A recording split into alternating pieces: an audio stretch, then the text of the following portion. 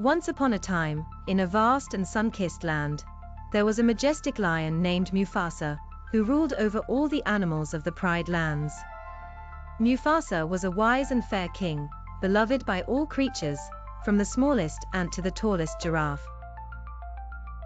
He had a beautiful wife named Sarabi, and a curious little cub named Simba. Mufasa would often take Simba to the top of Pride Rock, where they could see all of the land that would one day be his. Wearing a crown of sunlight and oranges, Mufasa would teach Simba about the circle of life, explaining how all living things were connected and depended on one another, from the crawling ant to the leaping antelope. However, there was one lion who was not pleased with this happy kingdom. His name was Scar, Mufasa's younger brother. Scar was clever but envious. He longed for the throne and was always plotting and scheming to take it for himself. One day, Scar's jealousy led him to concoct a diabolical plan. He tricked young Simba into venturing into a dangerous gorge, where a stampede of wildebeest awaited. In feared panic, the river of galloping hooves barreled towards Simba. Mufasa, with the courage only a king could muster, came to Simba's rescue. But in a treacherous turn, as Mufasa struggled to save his son, Scar betrayed him, releasing his brother into the jaws of the stampede below. With Mufasa gone, Scar slithered his way onto the throne. He convinced Simba that he was responsible for his father's death, urging him to run away and never return. Simba, heartbroken and full of guilt, fled into the faraway lands of the desert.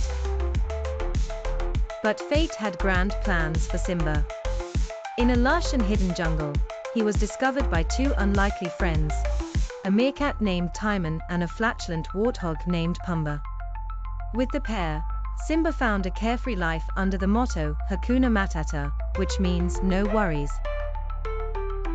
As he grew, the burdens of his past seemed to fade, but deep down, the whispers of his old life still called to him.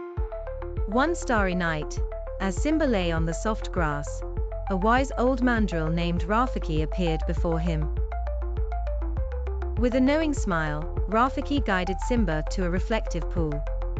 There, in the shimmering waters, Simba saw the face of his father. Mufasa's voice, as gentle as a whisper yet as powerful as thunder, urged Simba to remember who he was, the true king of the Pride Lands. Filled with newfound courage, Simba returned to his homeland, now desolate under Scar's selfish rule.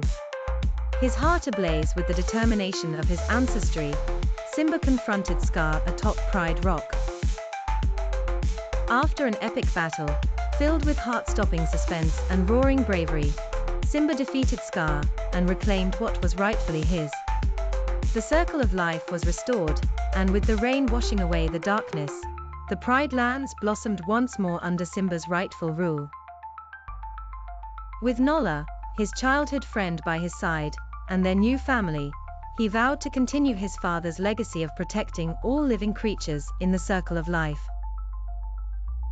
Thus, a new chapter began in the Pride Lands, one of unity, peace, and hope for generations to come. For Simba had learned, as his father had taught him long ago, that a true king's courage is not measured by his strength or power, but by the loving care for his kingdom.